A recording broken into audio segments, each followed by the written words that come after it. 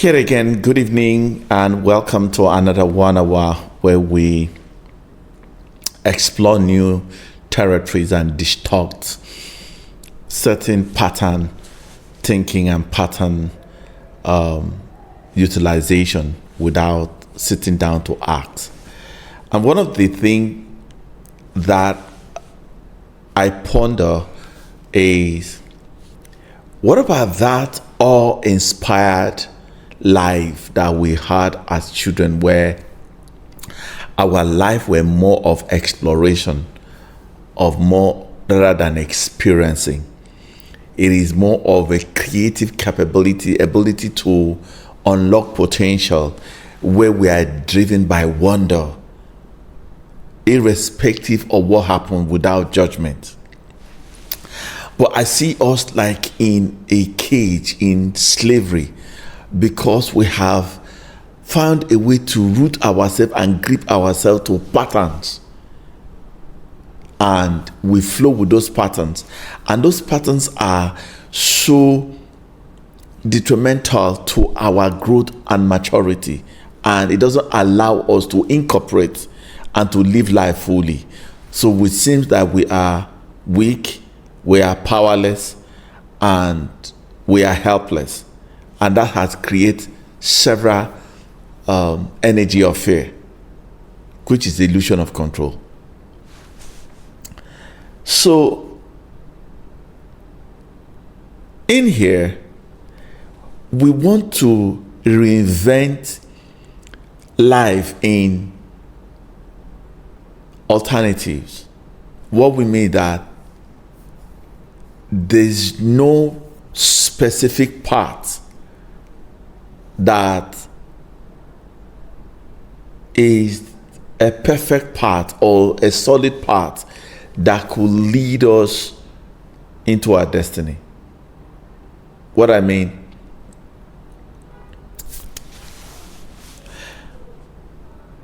if you live in fixed mind form, you're likely going to be disappointed by life. I mean, a lot of us are already disappointed, and if you're watching me, if you're listening and you're disappointed, I can tell you you're living in a fixed pattern, because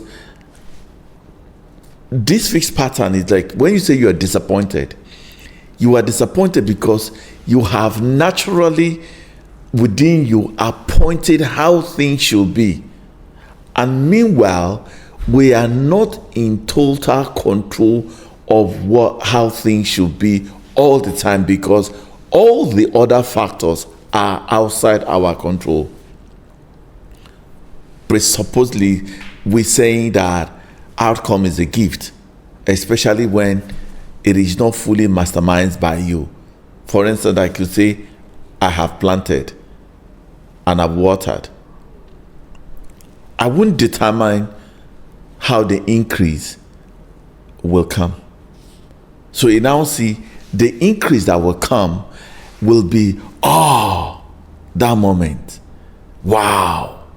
You see, that our moment is where we want to restore our mind to whatever happened. Inspired by that stainless curiosity, pure curiosity, where our imagination is pure, where our intentions are pure, where our conversations are pure, the languages are pure. Why? Because it is not contaminated by experiences or prejudices or preferences or an idea or theory or belief. It's not connected from the past. So today we want to consistently challenge status quo and be able to change the bubbles a bit and introduce new idea. I mean, we're not saying it's perfect. We're not saying that's the part, hold. No, we're saying alternative. In case that you are in a certain pattern, can you experiment another pattern? Just give it a trial. Then you can utilize it.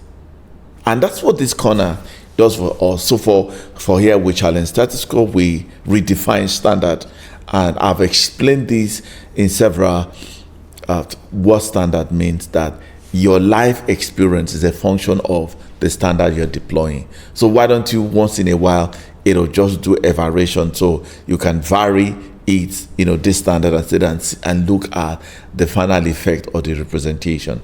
And of course, we invite you to a higher life of goodness. And here we want to reemphasize that when we talk about higher life of goodness, fundamentally what we're saying is to go back to our nature. And our true nature is nothing but love and goodness. Short of it is a misplaced nature.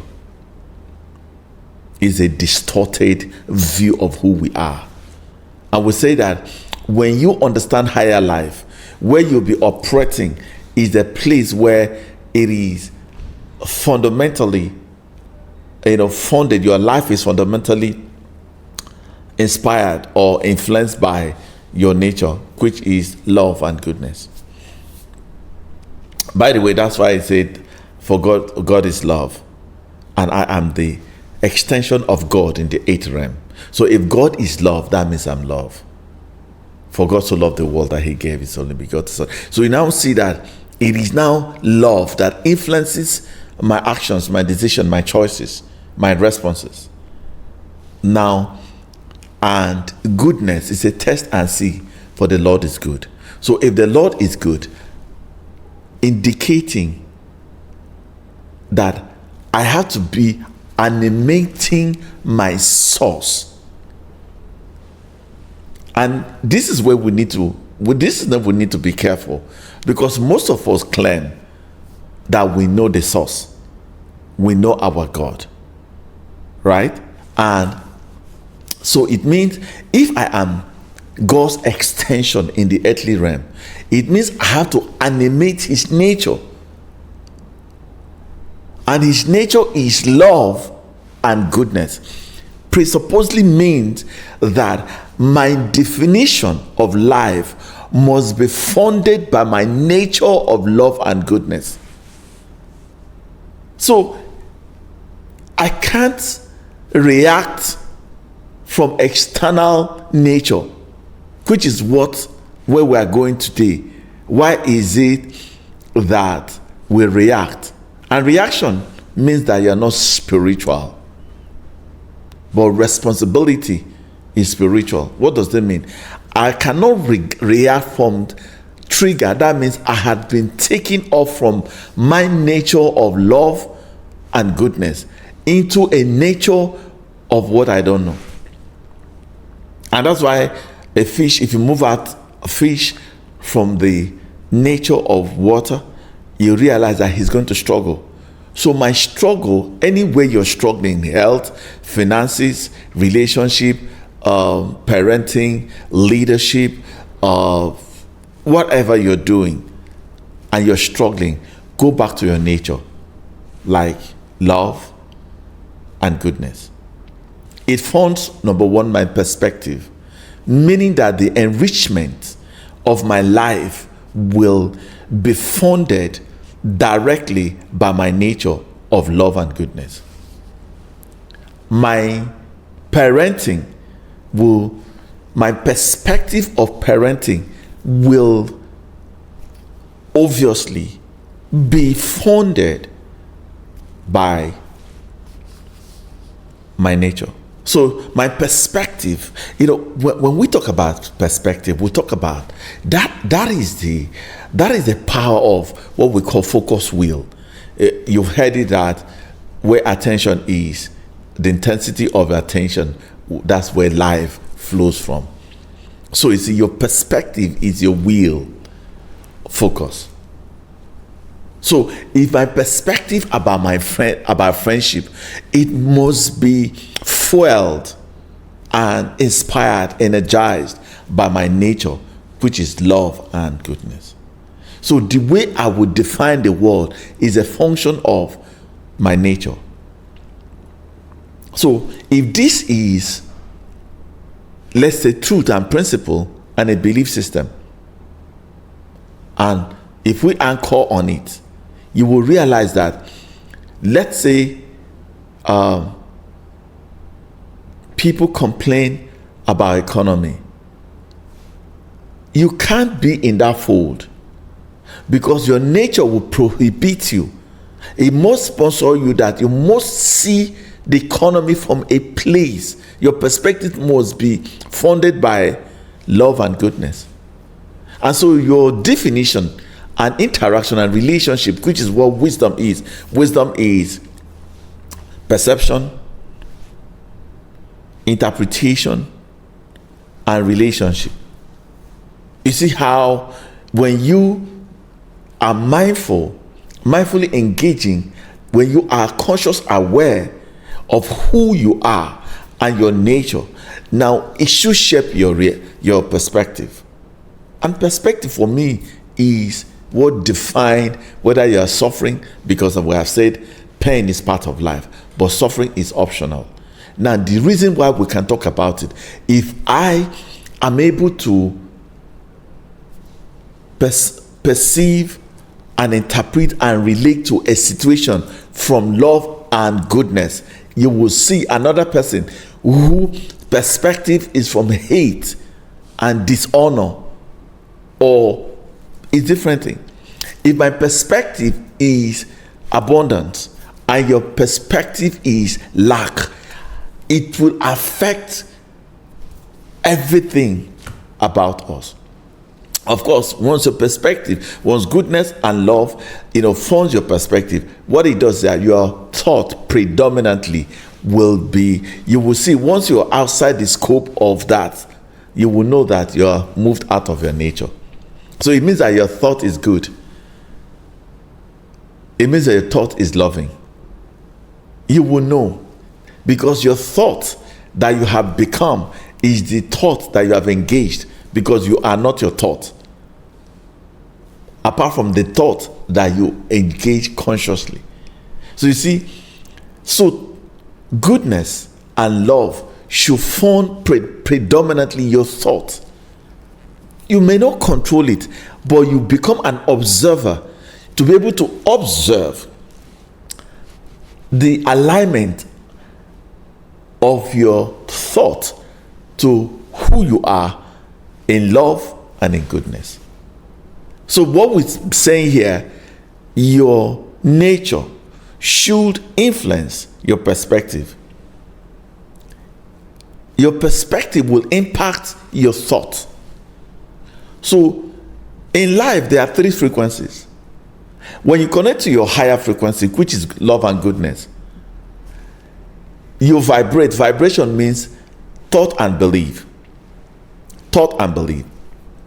So now, every time you move out of your nature, let's say your nature is love and goodness, and you move into hate and badness, it will automatically influences your perspective that now impact on your thought. So the thought you predominantly hold within your faculty now become a belief system. And it is because now in your frequency, which is your realm of goodness and love, which impact your perspective, now impact on your thought. And that's why maybe people struggle about their thoughts. Why am I having recurrent thoughts? Why is my thought like this?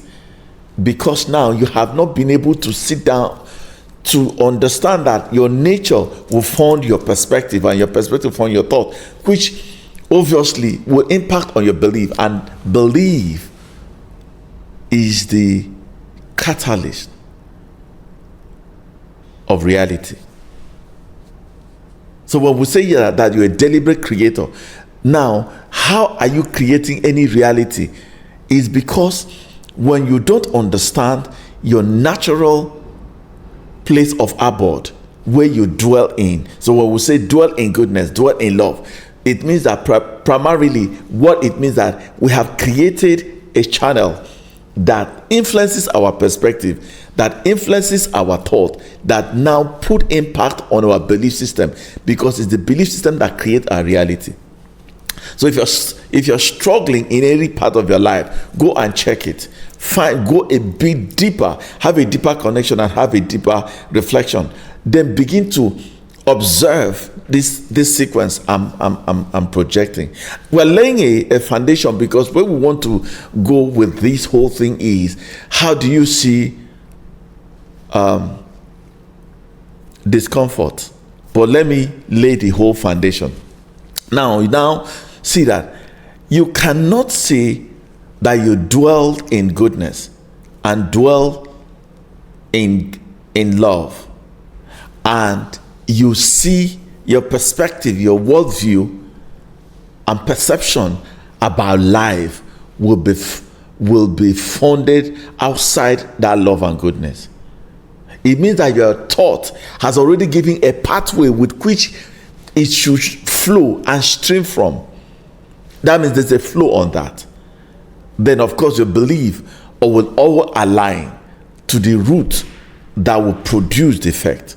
So if you want to change anything externally in terms of your emotion, so the next thing is that when impact on your belief, impact on your perspective, it impact on your thought, it impact on your belief, which create how you feel, feelings, which is where you talk about your emotion.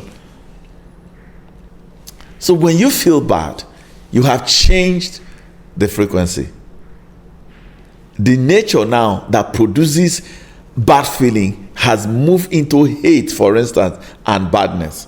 If there's anything like that, badness, right? So you now see that the nature will produce after its kind in terms of perception, and in terms of thought, and in terms of belief, that now impact how you feel in the moment. So you see two people who was involved in, let's say, they lost a job. Now, one is predominantly dwelled in hate and in bad. And the other person dwelled in love and in goodness. Their perspective will be shaped and influenced by the paradox of both. So the same thing happened to them. So this guy said, hey, that's okay. I mean, no matter how a tree is cut down, I will fly again. Another person would not say, so it will impact on the expression, which is word, which is character, which is behavior. So you now see that when people act wrongly, don't be quick to condemn them. Because if you backtrack a bit, you go back to this basis. Where are they dwelling from? I like to do analysis. When I go to, let's say you live in a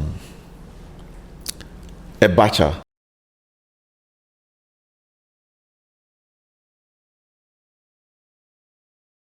Let's say you live in a bacha, right? And you don't have an AC. And the heat component in that bacha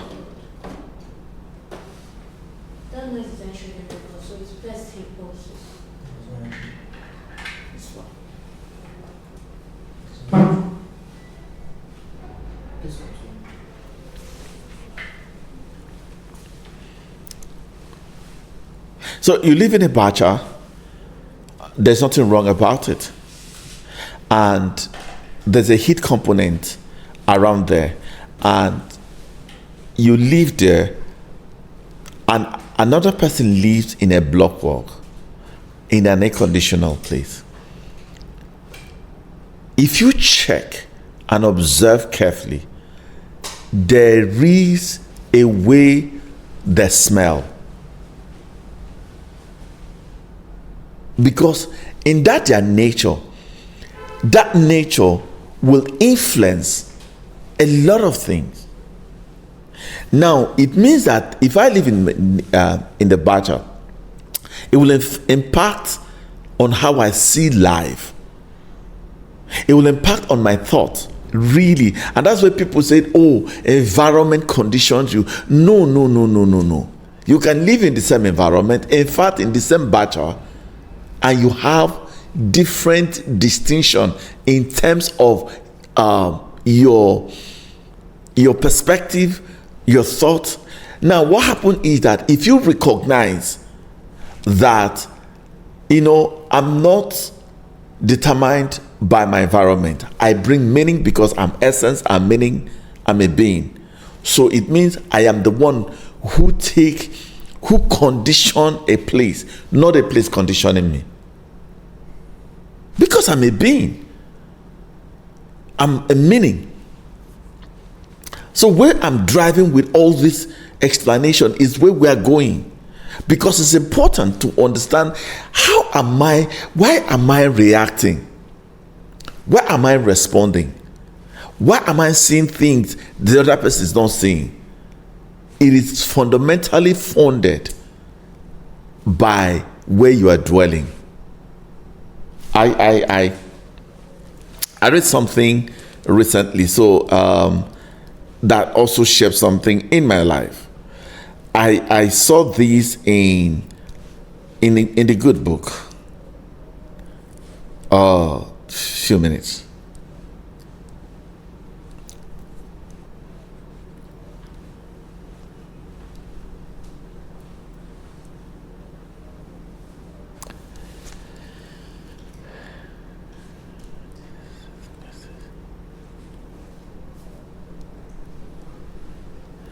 I read this, it really blessed me.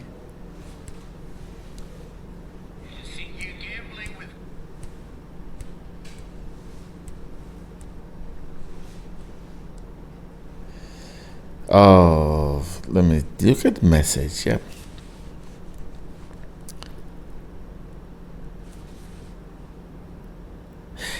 In Psalm 25, verse 13, they settled down in a promising place. Their kids inherit prosperous farm. Another translation says they dwell. I don't know whether it's Amplified Classic that said they dwell. He so dwell, fantastic. He so dwell in prosperity and goodness, and their descendant will inherit the land. What it means that they will possess the land. They will possess because now they dwell, and you see, his soul dwell in prosperity. This is the reason why people are struggling, always talking about money. The reason is that they don't understand the productive or the process of money. But that's not the thrust of the matter. But what I'm asking this question will be, where are you dwelling? So I dwell in love and goodness. I dwell in love and goodness. It means my perspective is shaped by love and goodness. It means my thought should be funded and inspired and energized by love and goodness. Meaning that my belief, which is the key factor that drives manifestation. So if I want to change any manifestation that's not in alignment to my anticipation or to my aspiration, I need to go back to where am I dwelling? How does it affect my perspective? How does it affect my thought? And how does it affect my belief, which impact on my emotion? And eventually the outward. That's why I say, out of the abundance of the heart, the mouth speaketh. So where you are currently, where you are sick bed, you lost a job, you lost a family, or things are not working, you are only perceiving it, defining it, and relating with it based on the condition where you are. And that's why people respond out of the condition, the state of their mind. That's why I say, my soul will dwell in prosperity and in goodness. So today we're going to dive in having laid this foundation. We're going to talk about the gift of discomfort. The gift of discomfort. And one of the things that men fear is to lose comfort. You see, it's a byproduct of weakness and helplessness and fear. That's why when we find ourselves out of the comfort zone, we feel bad. When we feel bad, we think bad. So you now see, where's your nature coming from? Because a good tree will produce after its kind. A bad tree will produce after its kind. So the gift of discomfort. So it means that discomfort is a gift. So let's look at it. Growth begins when you release the illusion of effortless development. Effortless development is that where people can wake up like this, they say, I want a miracle money, or I want a miracle husband, I want a miracle job. So easy, perfectly easy. Yes, I talk about effortless, but effortless I talk about is in a dimension of alignment or flow rather than in opposition. So growth begins when you release the illusion of effortless development. Ease is boring. Ease is boring. Have you noticed when you are at ease, having nothing to do, your stretch time is never you look at your time, 1 hour is like 10 hours. But when you are engaged, 3 hours look like 30 minutes. Why? The impediment of action advances action. The impediment of action advances action. What stands in the way becomes the way. What stands in the way becomes the way. The gift of discomfort is what increases capacity by pushing your limit. So when we talk about limitations, limitations are gifts of expansion. Depending your nature where you are. So people who are abundantly mind constructed in abundance, when they see scarcity, they don't define it like a person who has a scarcity mentality. They would define it, perceive it, test it, believe it differently. I don't just say, hey, limitation is an indication. A call of a friend of mine had called and said there was a flood around their operational area. And the first thing I said is time for expansion. He said, why do you think like this? I said, it's time for expansion. Because that flood is indicating a limitation. And now that limitation means that there was a barrier. So now it has now been able to speak to you intelligently what you are not saying, because every discomfort carries message. That's why it is a gift. Go and check. Every discomfort is to redirect you to comfort. Discomfort is to redirect you to comfort. Discomfort means that there is a path that you are walking that does not align to the higher path, and it takes a higher path. A typical example, right? So we got a guy whose name is Joseph. a story that many of us are acquainted because it's in the good book. So Joseph had been giving a certain comfort by saying, oh, you're going to be a leader, you're going to lead your firm, you're going to do that. Now, but Joseph was not giving the gift of discomfort, or part of the conditions, or part of the revelation, the empowerment did not include the process of attending to this.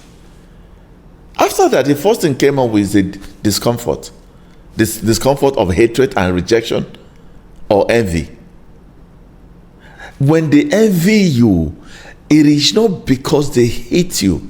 It's because they want to redirect you, that there's a potential within you that need to be developed. There's a virtue within you that need to be developed. There's a resilience in you that need to be developed. There is audacity and grit and determination that you have not tapped in and is in potential form. So it's to redirect and say, hey, this thing you're looking for, it is within you. That's why everything you're looking for is within you. The money you're looking for is within you. The relationship you're looking for is within you. And that is why when you look outside, it becomes obstacle. But when you look inside, it becomes an enrichment of inspiration. So, leaders run towards the battle, not away. Because they know that they won before they face the battle.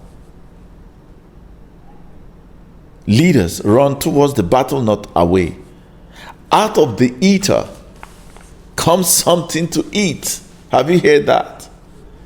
Out of the eater comes something to eat. Out of the strong comes something sweetness. You cannot shine your shine without being born. Typically like a candle, right? To shine means to be born. Your potential means you have to find gas that is contained in a cylinder. It remains a potential until there's an ignition that will light it. That's where the potential is expressed. You realize that pressure produces diamond.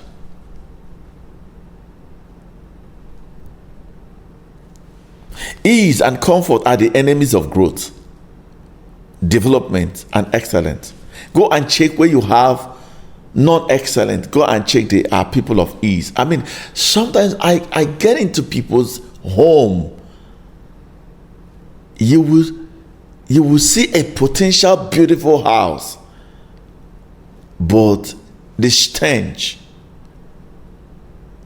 is massive. Meanwhile, those people, when they wake up, the first thing they ask is for food. Typical like comfort. No, I don't have strength to sweep this place. No, please, I can't. And that place that's why ease and comfort are enemies of growth, development, and excellence. Embrace the pain before the hurt devour you. Pain is inevitable, but suffering is optional. I'm laying this whole foundation because we are trapped and quick to judge a thing. This is discomforting. How are we going to get into this?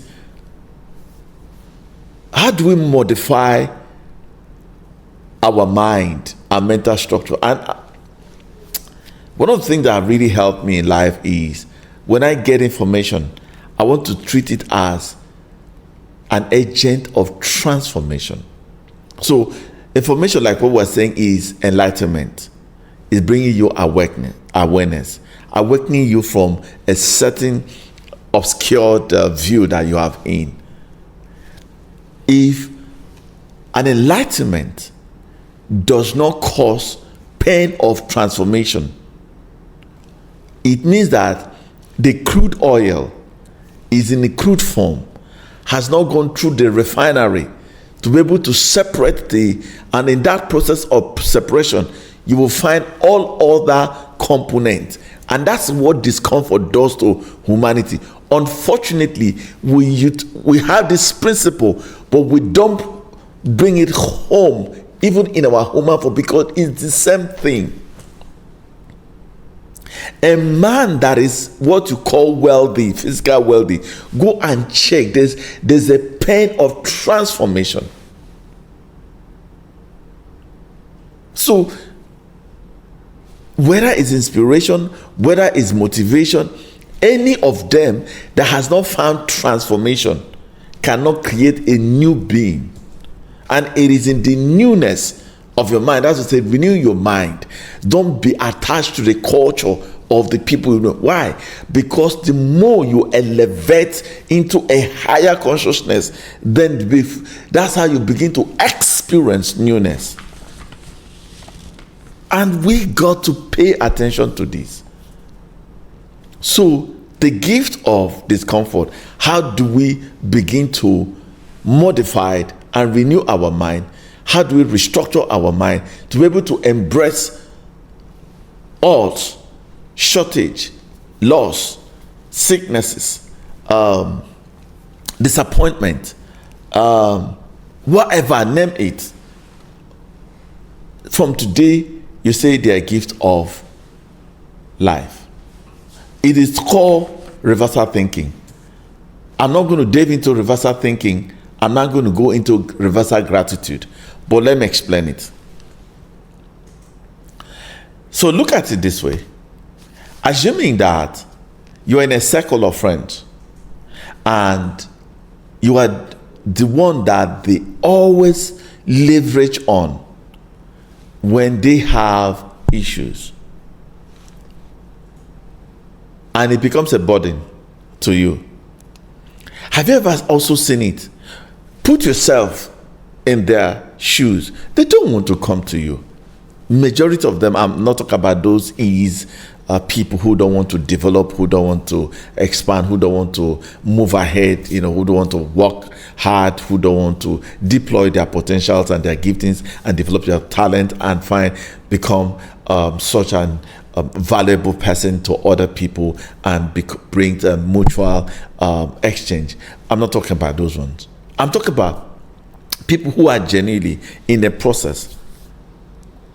When you ask yourself, what if I'm the one asking? This transformed my entire experience. I mean, I got in my family where everybody come to the house. Everybody. So one day, I have given out my life. That day, I think we lost my auntie, and everybody came back home, and I was given transport. I had given them gift. I made sure that everybody had a gift. As soon as I was entering my car to come back to my place of residence, I sat down there. I broke into tears, and I'm just saying, thank you, thank you, thank you. Thank you. It came as a burden because I felt so empty and I couldn't even get a hug. Like just a hug. Everybody, they were preoccupied by what to get. Oh, this one you have not given me. Oh, this one you've not given me. And I was the center. I mean, I could recall I had the last carton of wine. Everybody, were making sure that the last bottle, nothing remained. At that moment, I was going to feel used. And in that single moment, there was a transformation of reversal gratitude. Deep revelation just deep over me. In a second, I say, what if I was over there? That's why sometimes the borrower is a servant to the lender.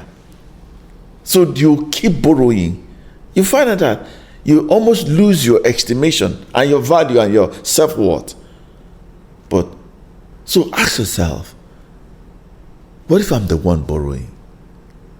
That is how I started this gift of discomfort. So when we offer gratitude for what has wounded us, we interrupt the cycle of suffering and pain. When we learn to offer gratitude, so let me tell you, let's say you have a heartbreak and somebody has disappointed you, right? And you want to kill the effect. Begin to thank that person for being in your life. And unfortunately, most of us will only look at the break. We will not go back history. Thank you, this guy was this. This lady was like this. There's something you have benefited. If you can anchor, if you can identify one good thing. Now, you see where you dwell influences how you think, your perspective, how you think, your belief system. So now, if I have dwelt in prosperity and in goodness, I dwell in love and in goodness, instantly, my thinking pattern will be fueled by where I am, the state of where I am. Because you see, one of the greatest attributes or mental attitude of dwelling in love and in goodness is gratitude. Gratitude. Thank you, Father, because I'm alive to witness the loss. Thank you, Father, because I am still healthy, that I am passing through this moment of life. Thank you for the enrichment and the wisdom and the power that this is happening. When we offer gratitude for what has wounded us, we interrupt the cycle of suffering and pain. As pain is the bridge that accesses entry or the key to unlock higher wisdom. Pain is a blessing. If you bless any pain you're going through it changes the atmosphere. Patrick, are you crazy? I'm on this sick bed. I am burnt. Fire is burning. Because you have not befriended the burning. Just say, burn, thank you, Seth. How are you feeling on my body? You're going to smile, right? At least for once. That's what they call reversal gratitude. At that moment, as you're saying it, it looks foolish. The Bible said, he uses the foolish things of this earth to comfort to his wife. It's powerful. It's amazing. Oh, I don't have a job. Lord, thank you that I don't have a job. Oh, nobody's coming to my store. Lord, thank you for the days that the people came to my store. Oh, my contract, I don't have contract in my organization. Lord, thank you for those contracts. Oh, nobody's appreciating me. Thank you, Father, for those days that people appreciated me. Oh, I'm giving too much. Oh, thank you that the fact that I even have to give too much. Pain is a bridge. Pain is a blessing. It's a radiance that deeply connects you into strength and resilience to higher self. Pain is an awakener. To break the cycle of pain is to open our heart to embrace the gift of suffering as a form of transformation that leads to growth and expanded self. You can't expand until you encounter discomfort. You can't. You can't. So that's why you see in higher life, we integrate what you call suffering, which is discomfort and comfort, to create a whole, because they are seed of transformation that create a new beginning. So the strongest agent of elevation is discomfort. So people think that they are motivated by seeking pleasure, but they are wrong. They are motivated by avoiding discomfort. We must strive to transform our greatest suffering into a profound wisdom, into a winning attitude, into an inner strength, into an inner wisdom, into an expanded knowledge. Where is the anchor to this? When I saw this, it validated this claim. A gentleman called Paul, writing to the Corinthians, 2 Corinthians chapter 12, verse 8 and 9. He said, at first, I didn't think of it as a gift and begged God to remove it. 3 times I did that. And then he told me that my grace is enough. Your grace is a place of discomfort. When we talk about grace, people think about grace as accomplishment. Grace is a place of emptiness. And that's where God meets you. I share my glory with no man. And you are suffering because your effort to pull yourself out of that is causing you more tension.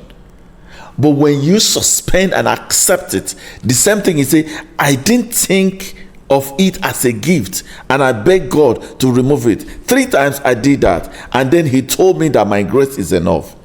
It is all that you need. My strength is made perfect in your weakness. Once I heard that, I was glad to let it happen. I quit focusing. Have you now see where we started from focusing, like your thought, your perspective, which is a part of will focus? What are you focusing? How are you focusing it? I quit focusing on the handicap and I began appreciating the gift. It was a case of Christ's strength moving in my own weakness or weaknesses. Now I take stride with good cheer. Have you marked on the word good cheer? This limitation that cut me down to size, abuse. Are you in an abusive relationship? The reason why the abuser continue to abuse you is because you are resisting it, you are fighting it. Thank the abuser. Abuser, thank you. It changes, the person will be shocked. Abuser, thank you. Do you have more to do? Oh, really? It's the resistance. We have talked about resistance create persistence, isn't it? It's the same thing we're talking. The day you wake up and say, thank you, abuser. That's why I say, when they slap you, give them over there. That is the gift of discomfort. When you resent it, reject it, I can't take it. You see how?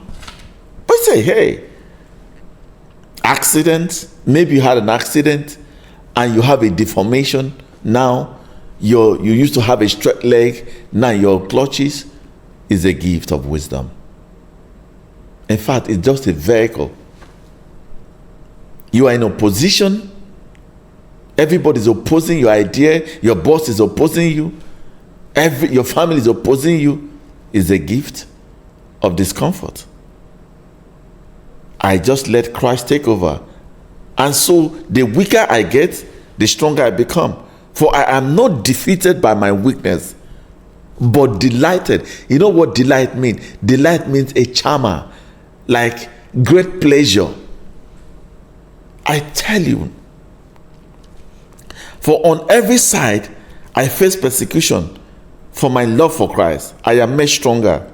For my weakness has become a portal to God's power. Is a portal to God's power.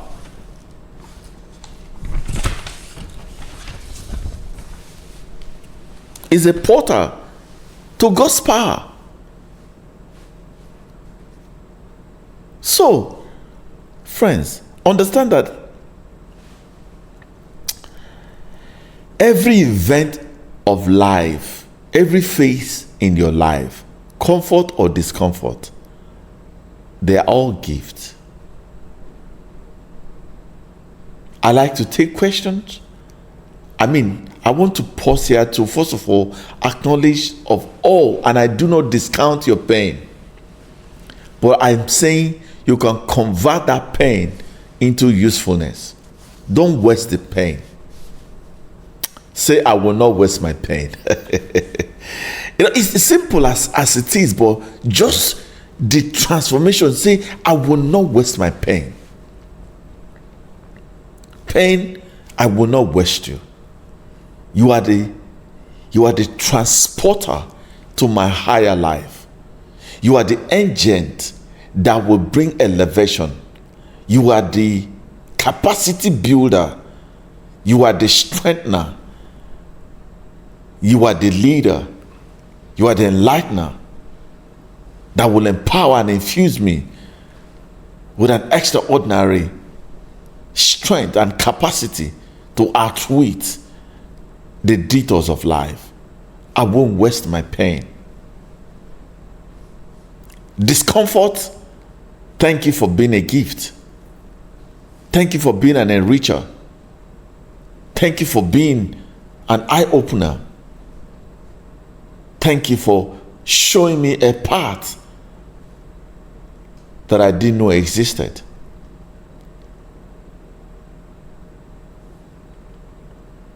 I'm excited to continue this route. I have just laid the foundation. Well, if I were you, I will invite my friend. I will share this link.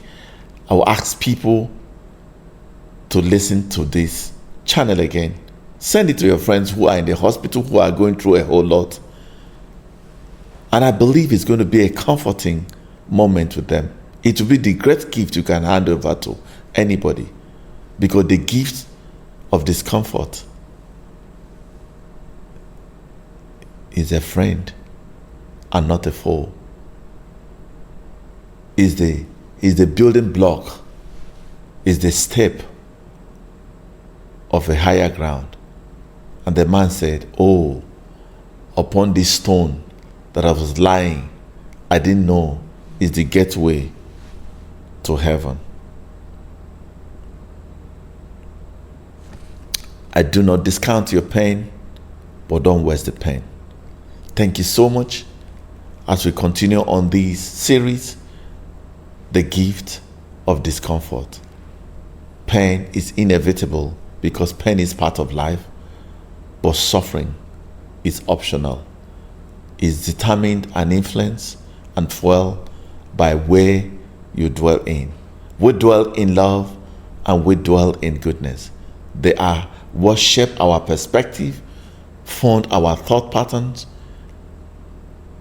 develop and culture our belief system, influences our emotional engagement, and the outflow of our heart in terms of expression, in terms of words, behavior, and character is influenced how we see the gift of discomfort. See you next time, and stay empowered and keep challenging status quo and redefine standard and come to the higher life of goodness. See you next time.